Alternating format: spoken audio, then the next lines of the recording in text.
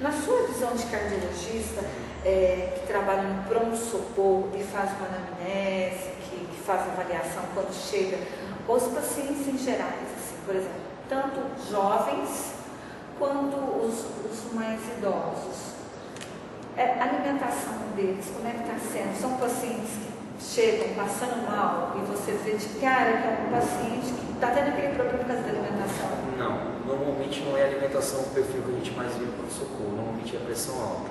Esses pacientes normalmente são bastante hipertensos, com pressão descontroladas, que chegam com medicações um pouco assim, não podemos dizer, um pouco alterada em relação à parte medicamentosa, seja ela pela dose, pela subdose, ou seja pela não adesão ao tratamento, que a maioria dos pacientes são isso, eles não se adequam bem ao tratamento e posteriormente eles acabam tomando ou tomam com uma dose menor e não retornam ao seu cardiologista e acabam que a doença por si só é uma doença silenciosa, como todo mundo sabe, a hipertensão a maioria das vezes não manifesta sintomas e o paciente chega no socorro com pressão muito alta, com dor no peito, e esse é mais ou menos o perfil que a gente tem, que a gente encontra no pronto-socorro. Lógico, eu estou falando para vocês dos pacientes com população um pouco mais de idade. A gente não está muito presente a hipertensão no paciente mais jovem. A não ser que ele tenha alguma doença secundária que está levando a hipertensão, mas não é comum um paciente jovem, que não tem grandes fatores de risco, ter hipertensão. Tá? Mas, quando chega o jovem, falando, o estresse e o tabagismo é o que predomina mais nesse perfil de paciente. Olha, presta atenção, ele está falando do tabagismo desde o começo da entrevista, ele está falando do tabagismo, então vamos prestar atenção, vamos ter consciência que hoje, gente, está fora de moda fumar, né, doutor Henrique? Está fora de moda, faz mal à saúde. E outra coisa que é muito curiosa, que eu quero perguntar para um cardiologista, que vai me dizer com certeza, o infarto, quando dá num jovem, é verdade que ele mata? E por quê? Se é verdade que ele mata, e por que em relação a um idoso? Olha, essa é uma pergunta muito interessante, porque assim, a gente sabe que a doença aterosclerótica, ela, desde quando a pessoa nasce, ele vai desenvolvendo aos pouquinhos a doença aterosclerótica. Quem tem mais predisposição, quem tem mais fator de risco, acaba acelerando o processo. Mas todo mundo que nasce, desde o momento que a gente nasceu, a gente acaba desenvolvendo a doença aterosclerótica. Esses pacientes que, quando infartam, jovens principalmente, quando tem esse infarto, porque quando tem infarto é 8 ou 80.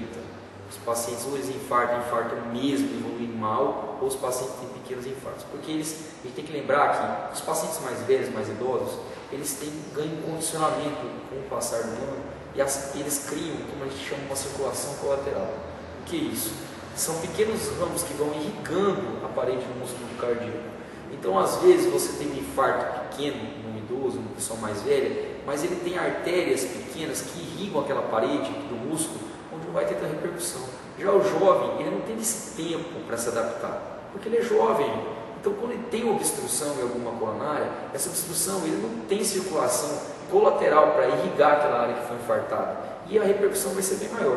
Por isso que acontece, às vezes, a gente vê jovens que têm infarto fulminante, e tem jovens que evoluem mal, mas assim, a gente tem mais ou menos essa ideia de circulação colateral, a gente passa mais ou menos essa ideia. Tá? Entendi. E me diz uma coisa, quando tem, pode não ser assim, especificamente da sua área, mas a gente vê um jovem, quando tem um AVC, por exemplo, um problema de AVC, é mais danoso no jovem do que no idoso? Também há a mesma diferença, existe essa mesma diferença, essa mesma explicação que o senhor acabou de dar? Na parte do AVC, eu não acredito que seja tanto em relação a isso, porque normalmente o AVC no paciente jovem pode ter doença microvascular, pode ser uma vasculite, uma doença autoimune, que está associada àquele paciente que teve aquele evento agudo. Já no idoso não, é hipertensão predominante, hipertensão e tabagismo. A maioria do perfil dos pacientes é isso, tá? Eles têm doença aterosclerótica e condicionalmente a isso, ou diabético, mas principalmente hipertensão e também associado ao tabagismo. Uma coisa que a gente pode esquecer, o jovem tem uma coisa que chama que, além do tabagismo e além do estresse do dia a dia, a gente não pode nunca deixar de lado a história da droga. Porque não estou falando de drogas não ilícitas, como a gente diz, o tabagismo, o etilismo, mas drogas ilícitas. como o uso de cocaína, principalmente, porque a gente pega e não é com tanta infrequência, o paciente chega no consultório jovem com infarto do miocárdio secundário ao uso de cocaína. A fisiopatologia disso e o desenvolvimento disso é um pouco diferente, porque o mecanismo dele é de contração do vaso. É diferente da doença aterosclerótica, que é a placa de gordura que vai acumulando. Tá? É diferente o processo de formação que leva ao infarto. Normalmente o paciente que usa cocaína, ele faz um vasoespasmo, ele faz uma contração da coronária. Fecha. Exatamente. Secundária a uma descarga adrenérgica grande desse paciente, que faz com que o vaso ele se contraia. E naquele momento que ele se contrai, a irrigação do músculo cardíaco ela fica deficiente e, consequentemente a isso, dependendo do tamanho que for essa contração e esse vasoespasmo, o paciente vai ter repercussão no músculo cardíaco. Gente, que estão ouvindo, jovens, vocês estão com a informação aí para vocês refletirem pelo menos. É um cardiologista jovem que está aqui. Então, assim, nós estamos dando dica para vocês pensarem. Droga nenhuma faz bem para a saúde. Mas olha só, a gente sempre fala do cigarro, da bebida, mas olha, cocaína, crack, maconha, todas essas drogas lícitas também estão incluídas nesse hall dos vilões. Me diz uma coisa, doutor Rei,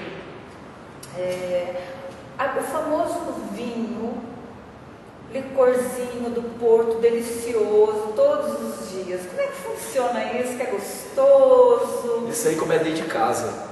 Vovó, ele já começa a ligar, isso aí todo mundo pergunta pra gente, amigos. Delícia, né? A gente tem uma normatização, tem uma sistematização em relação às nossas diretrizes, tem diretriz de hipertensão, as diretrizes que saíram no passado. Então, assim, tá normatizado, está formalizado isso, que uma tacinha de vinho na hora do almoço, na hora da janta, não faz mal para ninguém, de vinho tinto. Então, é aconselhável, inclusive, porque diminui o estresse oxidativo no vaso e, consequentemente, isso melhora um pouco a circulação. Mas a garrafa não. As pessoas têm que ter consciência que é uma taça de vinho. Acontece que os nossos pacientes chegam para a gente falando que se perguntam isso, que se pode tomar uma taça de vinho. Tranquilo, pode mesmo tomar. Tomando remédio, exatamente, depressão, não tem problema nenhum. Tem problema. Desde que seja uma tacinha de vinho. Tá? Agora, exatamente. Uma taça de vinho. A gente normalmente recomenda vinho. Tá? O vinho tinto. Tá? Então, normalmente uma taça de vinho na hora do almoço, na hora da janta, tá ótimo. O problema é que eles não fazem isso, eles não se aderem a isso. Gente. Eles vão uma taça de vinho com um copo e uma garrafa de vinho. Não é a garrafa. Tá? Não é a garrafa. Depois o médico está deixando bem claro, o doutor Rei, que é uma taça almoço, uma taça jantar. A garrafa é por conta de vocês. Exatamente. Vocês em casa, ele está deixando bem claro. É uma delícia, eu sei que é uma delícia, mas vamos pensar na saúde primeiro.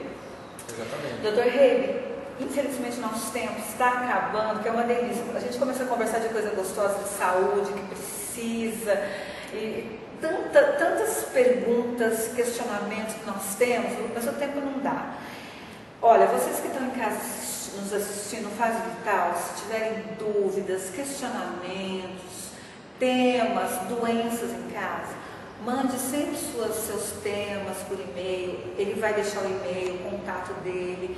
Eu sempre deixo o meu contato, porque a gente vai buscar a doença, vai buscar um profissional capacitado para explicar minuciosamente a doença, tá? Quais as orientações que você deixa aqui para o nosso público? As orientações de uma vida saudável? Alimentação balanceada, a base de bastante verdura, a base de bastante fruta, tá? Atividade física, principalmente atividade física aeróbica. A gente recomenda mais ou menos, a pessoa quiser começar, quanto ela começar está ótimo. Posso uma vez, faça uma vez, mas faça. Normalmente a atividade aeróbica a gente orienta sempre, se conseguir, 30 a 40 minutos 3 vezes por semana. Se conseguir fazer isso, está de bom tamanho. Agora, se não conseguir, não tem problema. Comece a dar o primeiro passo, que o importante é ter vontade de dar o primeiro passo. Segundo, o sal. Quanto menos sal na dieta, melhor. Normalmente a gente orienta de 2 a 4 gramas de sal na dieta do paciente. A pressão, tentar deixar a pressão o mínimo possível. Claro, não deixar baixa demais, que também aumenta o risco cardiovascular. Mas normalmente tentar deixar uma pressãozinha 13/8, tá? E controlando isso. Atividade física e a própria restrição de sal já ajuda bastante. Eu acho que é isso mesmo, né? Que bacana, isso é muito bacana. Olha, o contato do Dr. Reibe Mustafa vai estar passando para vocês, estará aí no vídeo para vocês, se quiserem tiverem dúvida, ele vai responder para vocês, ok? O meu eu tenho um blog, gerontologia.crisborges.blogspot.com e crisborges@hotmail.com ou crisborges@bol.com.br. Pode mandar o tema, se vocês querem, tem alguém doente em casa, querem saber o que fazer, como proceder, nós vamos buscar um profissional capacitado. Doutor Rei, muito obrigada por estar conosco no hospital. Gostaria que você voltasse, tá bom? Claro, com certeza. À disposição. Muito obrigada. Tchau. Faz Vital agradece, doutor Rei. Tchau, tchau.